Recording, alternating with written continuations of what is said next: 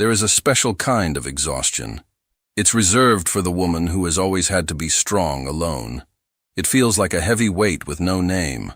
It's a silent battle you fight in the quiet hours of the night. You've looked everywhere for answers. You've read self-help books and tried new routines. You've used sheer force of will, but the burden is still there. What if the solution isn't a new strategy? What if it's a single, deep understanding? It is a piece of insight so important that it changes everything. According to the psychologist Carl Jung, this insight is the true start of healing. Before we continue, we must ask, are you ready to finally understand what this is? The path you are on now is not easy. It won't give you quick answers. It leads to a powerful revelation. This new understanding will realign your inner world. It forces you to look at a truth you have avoided your whole life. At the end of this journey, no one will rescue you. Instead, you will finally meet a part of yourself. The part that never wanted to be strong. The part that just wanted to be seen. Carl Jung wrote about this sacred meeting. He said, "It is the return to the true self. Let us walk into the hidden geography of your soul together. You wear a mantle of competence that no one else can see. It wasn't forged in a single fire, but woven thread by thread, year after year. In the quiet moments you understood that no one was coming to help.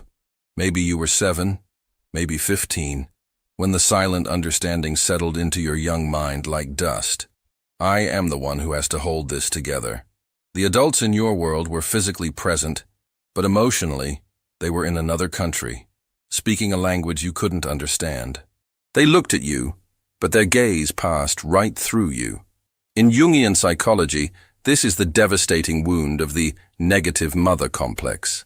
That deep, primal experience where the feminine principle, which is meant to nurture and hold, is instead absent or, worse, demands to be held. The child becomes the emotional caretaker of the parent, the anchor for a ship that was meant to be her harbor.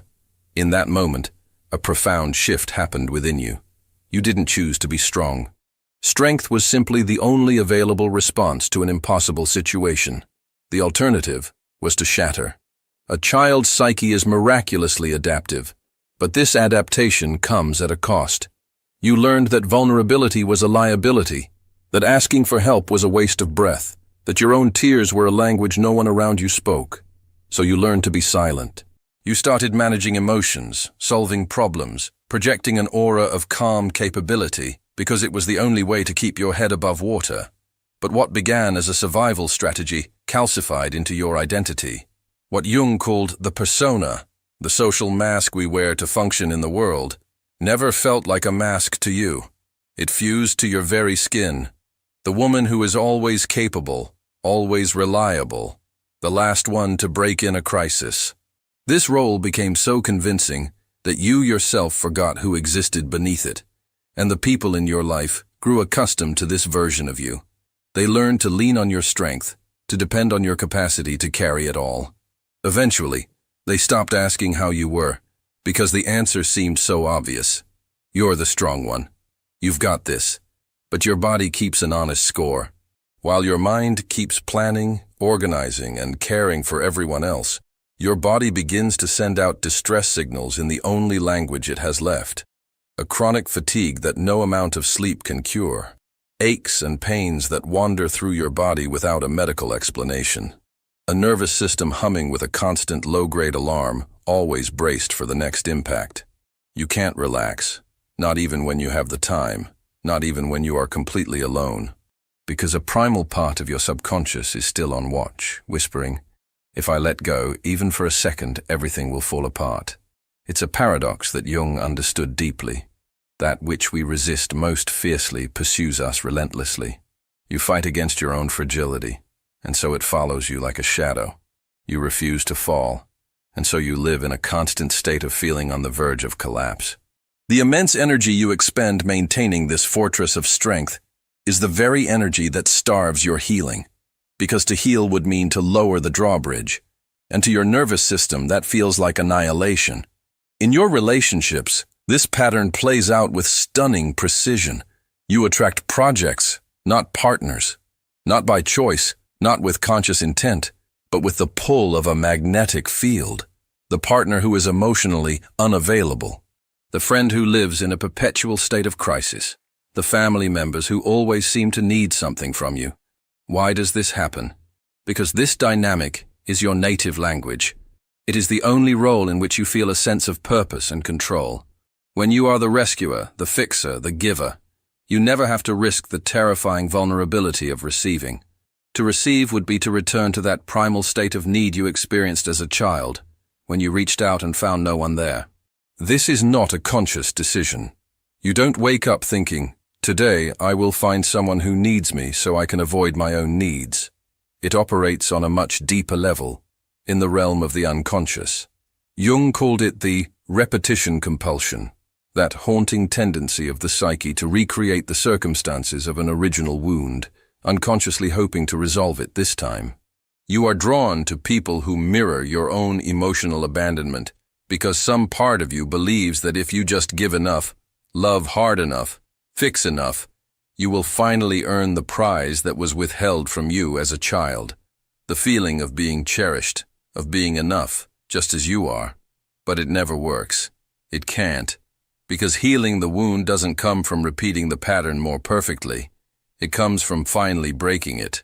And that break begins with a painful flash of insight. You are not giving from a place of generosity, but from a place of profound lack. You are not helping from a place of pure love, but from a place of deep-seated fear. Fear that if you are not useful, you will be abandoned. Fear that your worth is measured only by your output. This realization is like the stage lights flickering on, revealing the flimsy set you've been performing on your entire life. There is a form of loneliness that has nothing to do with being alone. You can be in a crowded room, laughing with friends, and feel an existential isolation so profound it steals your breath. It is the loneliness of the person who has never been truly seen, not the capable persona, not the strong woman, but the trembling, tender being underneath. It is what Jung described as the hunger of the soul, that unquenchable thirst for true resonance, for someone to see all of you and not turn away. Your parents may never have been physically absent, but emotionally, they were on a distant continent. This is a particularly confusing kind of trauma, because there is no clear wound to point to. You weren't abandoned in the traditional sense, but you were left to navigate the vast, often terrifying landscape of your inner world entirely on your own. And so you grow up with this strange cocktail of guilt and grief. Guilt for feeling abandoned when, on the surface, you had everything. And grief for the emotional presence you craved and never received.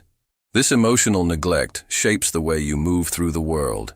You learn to shrink your needs, to tuck them away, to treat them as unimportant inconveniences.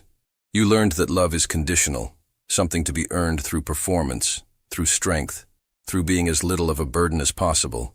So you carry everything yourself, even when there are people standing right next to you who would be willing to help. Because to accept help would be to admit that you need it.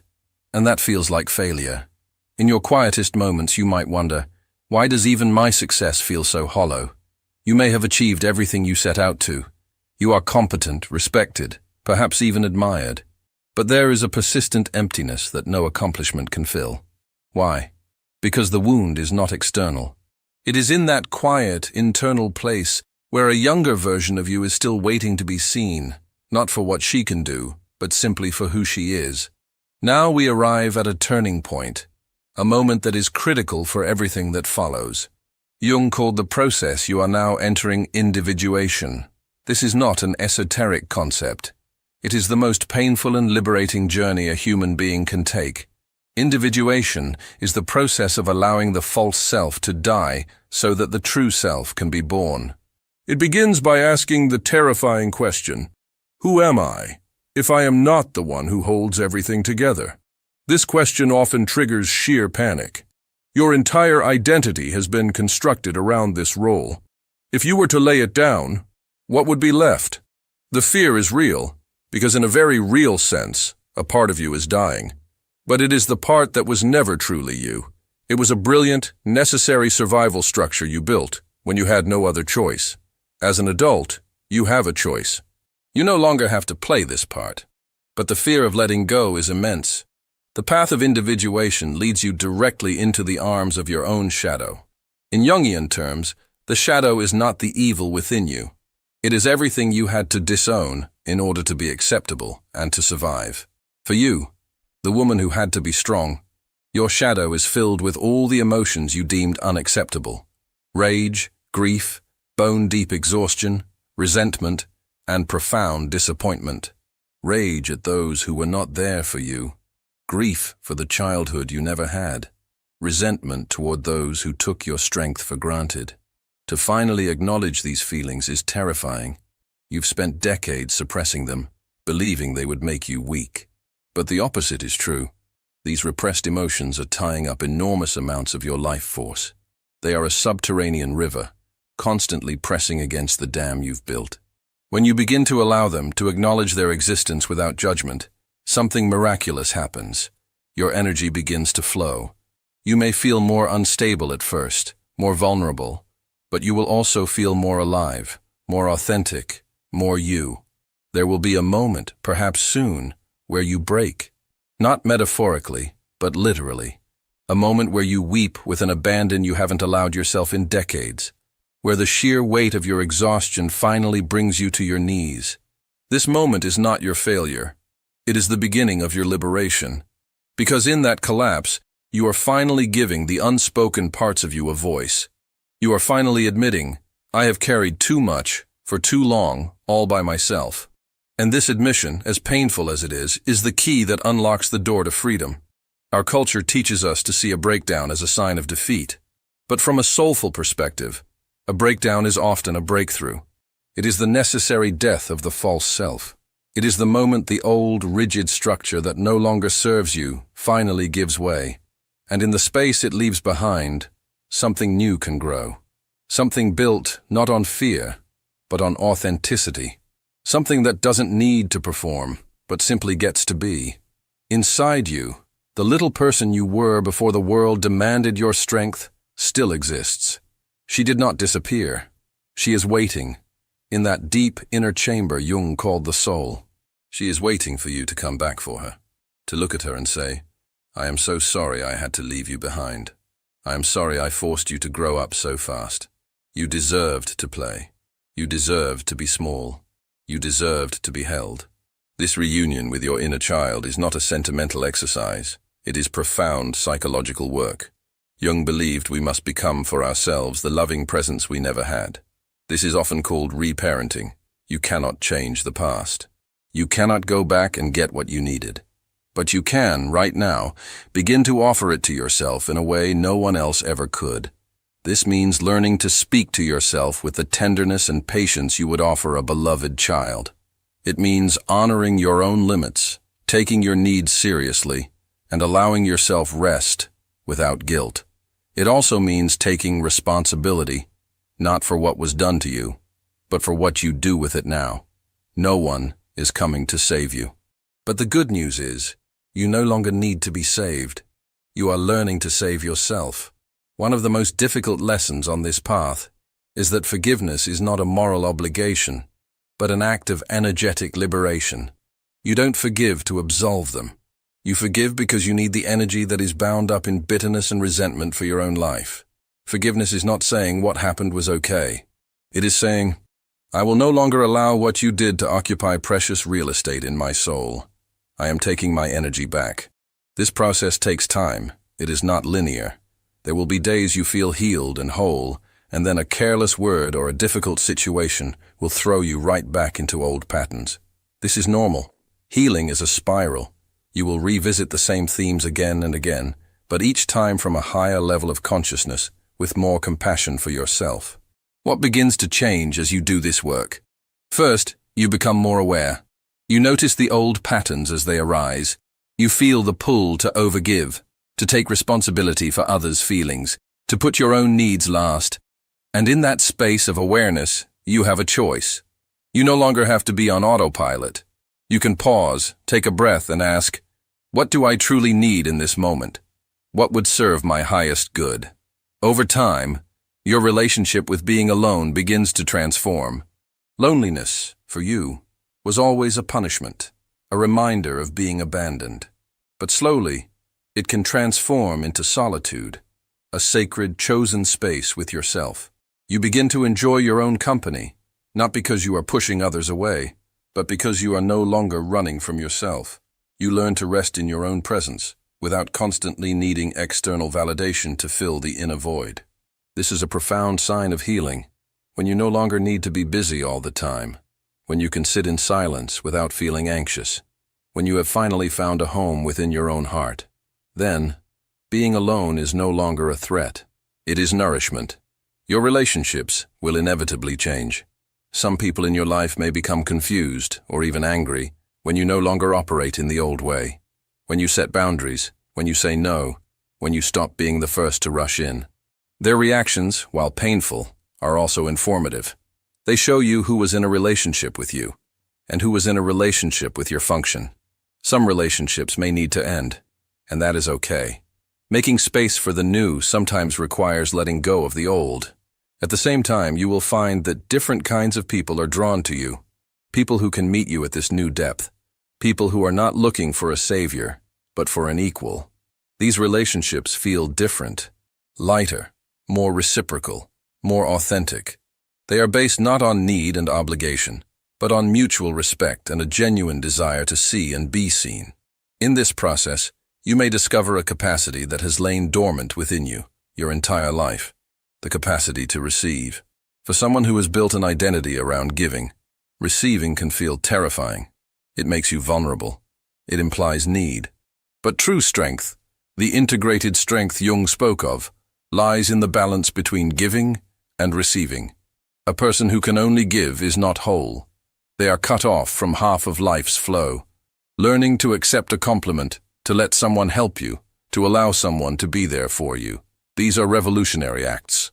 They will feel foreign and threatening at first, but each time you dare to open your hands and receive, you are rewiring your nervous system. You are teaching it, slowly and gently. It is safe to receive. It is not weakness. It is simply part of being human.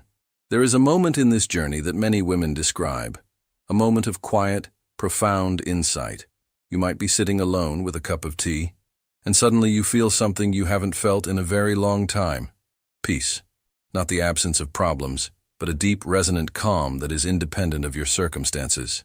It is the feeling of having finally, truly, come home to yourself. This feeling may come and go, but once you know it exists, it changes everything. This inner peace is the signal of your connection to what Jung called the self, that deepest center within you that was never wounded, because it exists beyond ego, beyond persona, beyond all the roles you've ever played. It is the essence of who you were before the world got its hands on you, and who you will be when everything else falls away. When you connect with it, even for a moment, you know, I am more than my history. I am more than my wounds.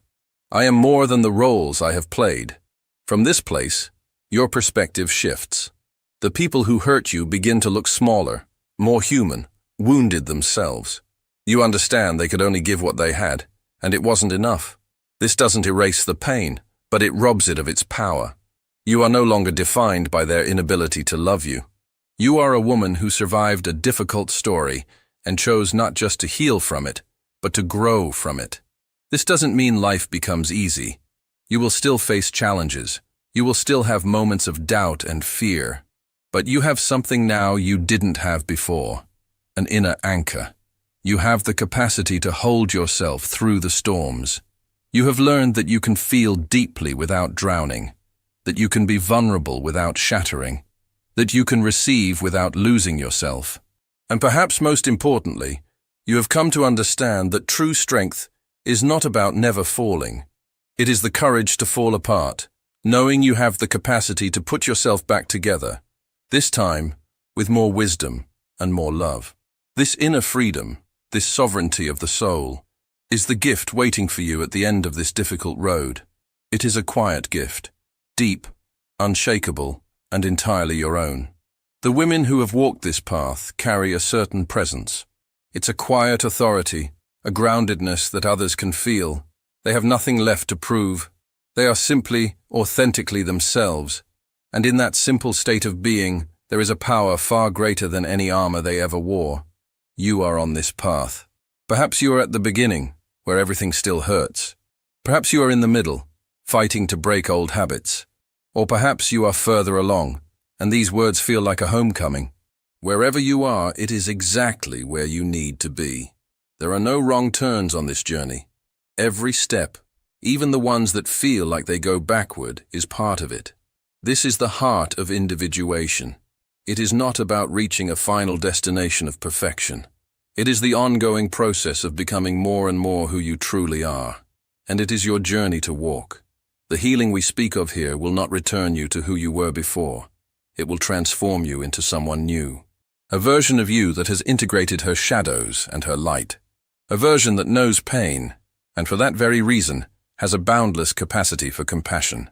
A version that is free, not because she has no scars, but because she has made peace with them. As you walk this path, your very definition of strength will change. Strength is no longer the wall you build around your heart. It is the courage to let the wall crumble. Strength is no longer doing everything alone. It is the wisdom to know when to ask for help. Strength is no longer holding back your tears. It is the grace to let them fall, knowing they are cleansing you. This new strength is flexible. You are like a great tree, rooted deep in the earth but able to bend in the wind. This flexibility is the opposite of the rigid control that kept you prisoner for so long. And one day, you will look back, not with regret, but with a quiet sense of awe at how far you have come. Not because your life is perfect, but because you no longer betray yourself. In that moment, you will understand the simple, profound truth. You do not have to be strong to be loved. You do not have to be perfect to be worthy. You are allowed to be human, with all your beautiful imperfections, and you are enough. You have always been enough. The love you have been searching for your whole life does not live outside of you. It begins the moment you turn toward yourself with acceptance. This realization is not an ending. It is a new beginning. The beginning of a life where you walk with yourself, not against yourself, where your wounds no longer dictate your choices. They are part of your story, but they are no longer the whole story. You will still have moments of doubt, in which the old fears arise, in which you wonder if you are really on the right path. This is human, but now you have something you didn't have before. The ability to hold yourself in those moments. The ability to say to yourself, I see you. I'm here. You're not alone. And this inner voice, this loving presence that you have become for yourself, carries you through. The relationship with yourself is the most important relationship you will ever have, because it is the foundation for all other relationships. When you learn to treat yourself with compassion, with patience, with understanding, then you can also treat others that way, without losing yourself in the process, without sacrificing yourself. You can give from abundance, not from lack, and that changes the quality of your relationships fundamentally. This is not a story with a definitive happy ending. It is a story of continuous transformation, of daily choices, of small acts of self-love that add up. It is a story of you, as you slowly learn to become the woman you always should have been, if circumstances had been different. But the circumstances were what they were, and now you are here, with all that was, and with all that can still come. If you have listened this far, you know these are more than just words. They have touched something deep and true within you.